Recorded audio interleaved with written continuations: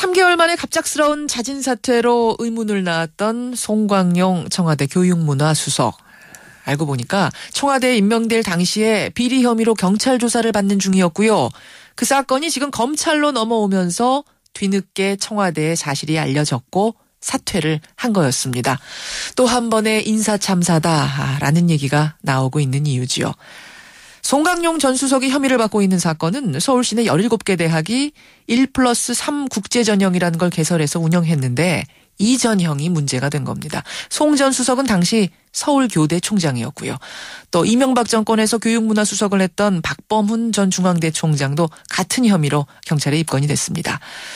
자, 도대체 이 1+3 국제전형이라는 게 뭐길래 이렇게 유수대학의 총장들 청와대 수석까지 줄줄이 조사를 받는 건지 좀 자세히 들여다보겠습니다.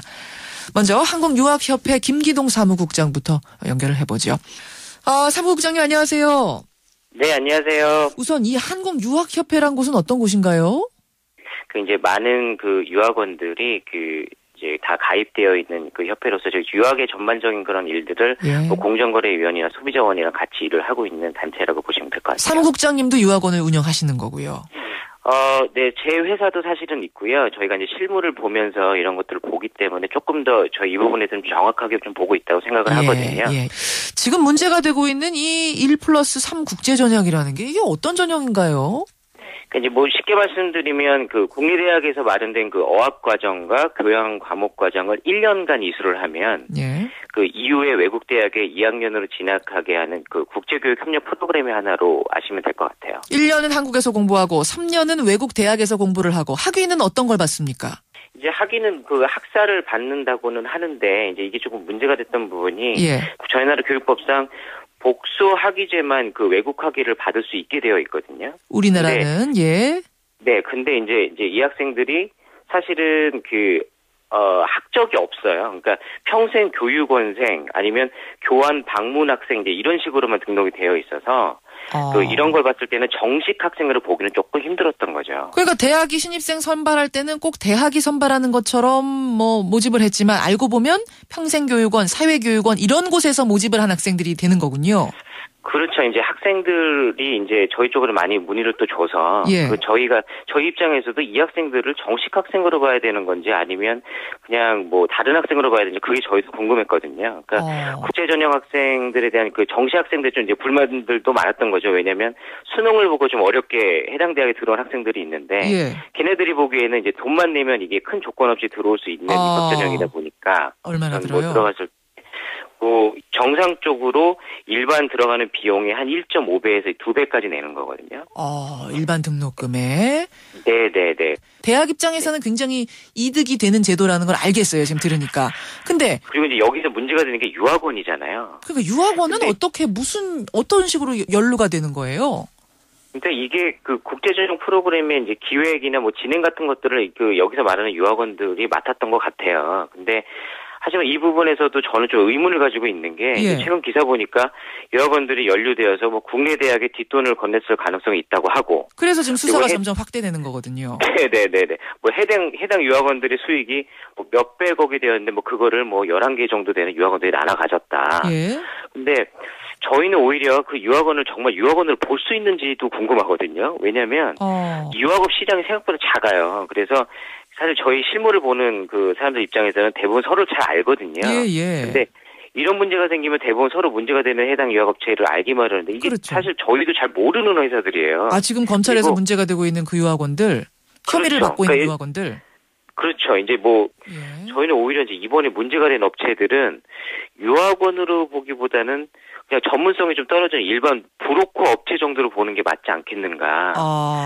라는 생각을 좀 하는 거고요. 그러면 무슨 이득이 유학원에 있길래 대학하고 손을 잡습니까? 대학이 이득 보는 건 알겠는데 유학원은 무슨 이득이 되는 거예요? 그러니까 예를 들면 수익이 어느 정도 있다라고 하면 거기에 이제 상당 부분 되는 퍼센테이지를 자기네 수익으로 좀 받았겠죠. 그러니까 유학원이 그러면은 외국에 있는 대학하고 이 한국 대학을 연결해주는 중간 역할을 하는 것으로 대가를 받았을 것이다? 그렇죠. 그러니까 이제 연결해주는, 그러니까 외국 대학과 한국 대학을 계약을 시켜주고 이런 프로그램들 세팅을 하는 거에 대한 수익을 유학원에서 받았을 것이고. 그러니까 지금 유학원들 모임에서 좀 의심하는 거는 유학원 이름을 걸고 어떤 브로커들이 네. 한국 대학과 결탁을 해서 유착을 해서 일을 진행했던 게 아닌가 이렇게 보시는 거예요. 그렇죠. 예. 알겠습니다. 뭐 거기 안에서 이제 돈은 소문이 있었을 거 아니에요. 이게 몇 년 동안이나 시행이 된 전형인데 돈이 얼마나 오갔다라든지 어느 대학에서 어떤 돈을 받았다라든지 소문 도는 게 있었습니까? 네, 기존의 그 유학원들 대학들이랑 같이 일을 하기 위해서 많이 노력을 했는데 그게 쉽지 않았어요. 왜요? 왜 그동안에는 쉽지 않았어요? 이제 대학들이 보기에는 그 기존의 그 유학원들이 규모가 대학 기준으로 봤을 때는 많이 영세하기 때문에 사실은 현실적으로 대학들이 유학원들의 일을 잘 하지 않으려고 했었거든요. 과거에는 쭉 그랬는데, 예. 근데 갑자기 이제 어느 날부터 저희가 좀 잘 알지도 못하는 그런 업체들이 뭐 대학들이랑 이 뭐 1+3 이런 프로그램들을 뭐 같이 진행한다고 했을 때 저희 입장에서는 좀 많이 의아한 부분들이 분명히 있었죠. 아, 그동안 우리가 그렇게 같이 진행하려고 해도 안 됐던 것들이 어떻게 갑자기 이렇게 잘 알지도 못하던 우리 업계에서 안 유명한 업체들하고 손을 턱턱 잡고 큰 프로그램들을 하는가 희한하다 이런 그렇죠, 얘기들. 이제. 그렇죠. 이제 저희 업계에서도 뭐 메이저들이 있는데 이제 그런 업체들이 만약에 같이 하는 거라면 차라리 이해를 했겠는데 지금 여기 언급되는 이런 그 유학원 하는 이 업체들이 저희가 그 거의 웬만한 서류 유학원들을 알거든요. 근데 알지 못하는 업체들이기 때문에 더 저희가 의아했던 거죠. 의아했다. 아, 네. 알겠습니다. 검찰도 왜 그런 일이 있었던가 아마 그 부분에 지금 뭔가 의혹을 가지고 수사를 하고 있는 것 같은데요. 네. 아, 오늘 업계 이야기 잘 들었습니다. 고맙습니다. 네, 감사합니다. 예, 한국 유학원들의 모임이에요. 한국유학협회의 김기동 사무국장 먼저 연결을 해봤습니다. 이어서 국회 교육문화체육관광위원회 소속 의원 한 분을 연결을 해보죠. 안민석 새정치민주연합 의원 연결이 되어 있습니다. 안 의원님 안녕하세요. 네, 안녕하세요. 안민석 의원입니다. 예, 이 1+3 전형 그 당시에는 그러니까 이게 합법적으로 개설이 된 거죠? 그렇죠. 그 고등교육법 시행령 13조에 의해서 예. 대학 총장, 교육부 장관의 승인을 받지 않고도 이 국제특별지정대를 할 수 있도록 2009년도에 이 조항이 바뀌었죠. 그래서 그렇죠. 대학들이 이것을 우후죽순으로 지금 시행을 했었죠. 그러니까 개설했다는 자체를 문제 삼아서 지금 검찰이 수사하는 건 아닐 테고 뭔가 운영 과정에서의 비리 혐의가 포착이 된 거군요. 이것은 기본적으로 유학원과 국내 대학 또 외국 대학의 돈벌이 영리 수단이 본질이거든요. 예. 특히 지난 이제 12월 달에 교육부가 이제 관련 유학원들을 검찰에 고발을 했거든요. 예. 이제 조사의 핵심은 이게 이제 회계를 정상적으로 하지 않고 교비 회계로 등록금을 처리를 했어야 되는데 아마도 별도의 통장 관리를 하면서 비자금으로 사용된 그런 자금들이 있지 않는가. 그런 게 아마 수사의 핵심이 되지 않을까 싶습니다. 17개 대학 총장들이 지금 연루된 사건. 그래서 3개월 전에 그러니까 청와대 임명될 그 당시에 송광용 당시 총장도 수사를 받고 있었던 거지요. 왜냐하면은 지난해 12월 달에 검찰 수사를 의뢰를 하거든요. 이제 요거는 내용이 이제 교육부가 유학원들의 불법 의혹에 대해 가지고 수사를 의뢰하고 그럼 당연히 유학원과 함께 동업을 했던 대학 총장들도 당연히 수사선상에 놓여 있었던 거죠. 이것을 몰랐다고 하는 것은 상식적으로 납득이 되지 않는 거죠. 특히 청와대 민정 라인이라는 것은 뭐 40-50분의 어떤 검찰, 경찰, 뭐 변호사 이런 전문 집단들이 이렇게 있는 것이거든요. 이런 데서 이제 청와대 수석을 임명하는데 이 일을 모르고 있었다라고 하는 그런 말이 안 되고 납득이 안 되는 것이죠. 근데 지금 청와대는 뭐라고 얘기했냐면 송광용 전 수석이 그 당시에 거짓말을 했다. 범죄 및 수사 경력을 묻는 조항이 있는데 거기다가 해당 사항 없음으로 답변을 했기 때문에 조사받고 있다, 경찰 조사받고 있다는 사실을 몰랐다. 이렇게 얘기를 해요. 거짓말하면 방법이 없는 건가요? 그 송광용 수석 측의 이야기를 들어보니까는요. 자기는 그걸 뭐 수사라고 조사라고 생각하지 않고 뭐 참고인 신문으로 질문에 대한 뭐 응답을 한 정도라서 굳이 뭐 그것을 수사 받고 있다라고 대답을 필요가 없었다는 것 같아요. 또 실제로 그럴 수도 있어요. 왜냐하면 이게 서울교대 같은 경우는 2010년과 11년 두 해 동안 송강용 총장 시절에 하다가 전형을 12년부터 이것을 안 했었거든요. 폐쇄를 했어요. 예. 예, 이미 이제 교육부는 12년 11월에 이걸 폐쇄 조치를 했는데 이미 1년 전에 서울교대는 이걸 안 했거든요. 예, 예. 아마 송강용 수석은 당시에 이게 뭐 별 문제가 이게 되는지에 대해 가지고 별 문제 의식이 없었을 수도 있죠. 문제 의식이 없었을 수도 있지만 경찰에 어쨌든 참고인 신분이든 뭐든 뭔가 조사를 받았던 경력이 있으면 그 당시에 조사 중이었으면 청와대에다가 별 문제는 아닌 것 같습니다만 이러합니다라고 얘기를 했었어야 되는 거 아닌가요? 그리고 청와대도 파악을 했었어야 되는 거 아닌가요? 뭐 사실 어떻게 보면 이제 양측면 다 문제가 되는데요. 이제 본질적으로는 이 문제로 인해 가지고 대학 총장들의 수사 선상에 올라와 있다는 거를 예. 알았어야 됐고 청와대가 몰랐다고 그러면은 청와대 인사 시스템에 완전히 이거는 허물어진 거죠. 그리고 뭐 예. 동네 반장 임명도 이런 식으로 하지는 않지 않겠습니까? 네. 그래서 또 3개월 만에 수석이 이렇게 바뀌어야 되는 또 다시 흔들려야 되는 상황이 된 건데 사실은 여러 번 인사 참사 겪으면서 더 철저하게 검증하겠다고 그러지 않았었나요? 근데 이제 현상적으로 보면은 이게 1+3의 그 국제전형의 문제이겠지만은, 예.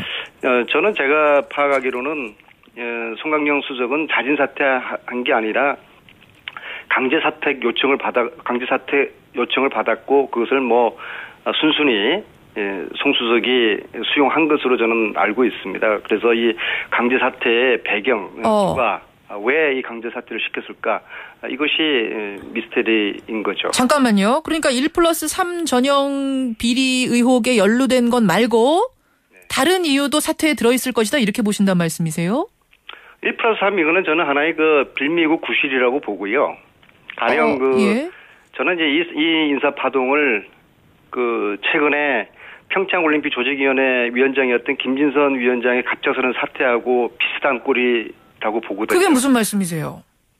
지난 5월달에 멀쩡하던 평창올림픽 조직위원장 김진선 그 조직위원회를 감사원이 갑자기 특별감사를 시켜요. 예. 그리고 그로부터 2달 후에 김진선 조직위원장이 갑자기 사퇴를 하고 예? 물론 형식도 이번처럼 똑같이 자진 사퇴 형식입니다. 그렇죠. 그리고 사퇴 이후에 특별감사가 중단이 되거든요. 그러니까 송강용 수석의 사퇴건도 뭔가 윗선과의 갈등으로 인해서 사퇴를 당한 거라고 보고 이것을 김진선 위원장의 사퇴랑 연관시켜 보면은 상당히 유사한 측면이 있다고 보는 것이죠. 윗선이라면 무슨 윗선을 말씀하시는 거고 갈등이라면 무슨 갈등을 추정하시는 겁니까?